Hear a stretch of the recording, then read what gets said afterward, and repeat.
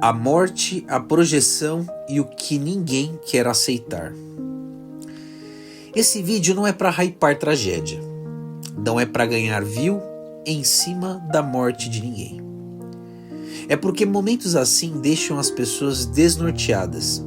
E quando alguém jovem morre, todo mundo passa pelos estágios do luto. Até quem acha que é forte, até quem trabalha vendo tragédia, até quem acredita que entende a vida. E o primeiro estágio é a negação. A negação. O sábado inteiro foi assim. As pessoas tentando negar, tentando achar explicação, tentando achar um culpado, tentando encaixar a realidade em alguma narrativa confortável. Porque aceitar a verdade é pesado. Aceitar que um rapaz de 22 anos, cheio de sonhos, cheio de energia, simplesmente não voltou para casa é pesado. Não é sobre um bebezinho. Existe uma coisa muito interessante acontecendo. Quem não conhecia ele, projeta nele uma imagem muito específica. O bebezinho, o garoto inocente, o menino bonito no meio de homens mais velhos e gigantes, e é impossível não perceber isso.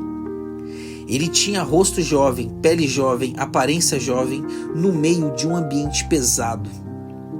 Ele chamava a atenção justamente por parecer o mais novo, e isso cria uma conexão emocional imediata. Só que existe um problema. Ele não era uma criança, ele fazia escolhas. A parte que ninguém gosta, e aqui entra a parte difícil. As pessoas querem transformar tudo em um vilão e uma vítima. Mas a vida real não funciona assim. Existe influência? Existe. Existe ambiente? Existe. Existe pressão estética? Existe. Mas também existe escolha. E aceitar isso dói. Porque aceitar isso significa aceitar que às vezes as pessoas boas fazem escolhas perigosas e mais que nós também fazemos. A projeção. E talvez seja por isso que tanta gente fala dele e acaba contando a própria história. Perceberam isso? Toda vez que alguém fala do Gunley, por mais de alguns minutos, a pessoa começa a lembrar da própria juventude, da própria loucura, dos próprios riscos, dos próprios excessos, porque nós nos projetamos nele. Nós enxergamos nele o jovem que fomos. Memória pessoal. Eu pedalava absurdamente, 20 km por dia, às vezes mais. Para mim era normal, eu andava melhor sobre duas rodas do que andando a pé. E hoje eu olho para trás e penso, quantas vezes eu poderia não ter voltado para casa. Quedas, hipoglicemia, excesso físico, acidente, moto, velocidade, cansaço, tudo poderia ter dado errado, mas não deu. O milagre que a gente esquece. E talvez seja o ponto mais importante.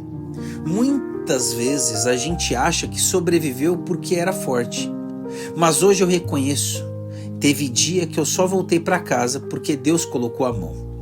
Teve dia que não foi habilidade, não foi técnica, não foi inteligência, foi livramento. Porque a vida é frágil demais. O relato do hospital. Eu lembro de uma ocorrência anos atrás. Um colaborador cortou a cabeça, levamos para o hospital, procedimento normal, tudo controlado. Até que ele recebeu uma medicação e simplesmente apagou na minha frente. Reação alérgica. E naquele momento eu percebi uma coisa. Às vezes uma escolha, uma substância, uma aplicação, uma decisão muda absolutamente tudo. O que não deve ser feito? E sinceramente, agora que o rapaz morreu, apareceu muita gente corajosa, gente que nunca falou nada antes, mas agora fala tudo.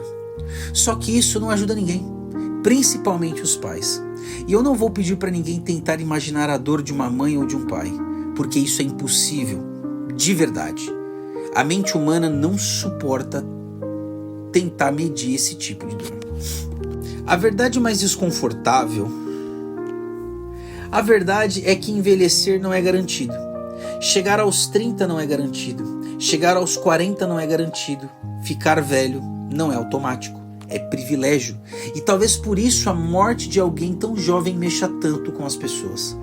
Porque ela destrói a ilusão de controle. Então, ao invés de usar a morte de alguém para destilar ódio, talvez seja melhor fazer outra coisa. Sentir gratidão. Olhar para a própria vida, perceber quantas vezes você também escapou, quantas vezes você também tomou decisões absurdas e ainda assim voltou para casa. Porque no fim, talvez estar vivo hoje já seja um milagre que você esqueceu de agradecer. E para finalizar, eu não espero uma verdadeira caça às bruxas, mas eu espero que o acompanhamento de jovens por empresas especializadas, competições, por profissionais de altíssimo gabarito, possam dar um apoio e um acompanhamento com o uso da tecnologia, para que coisas assim não aconteçam novamente.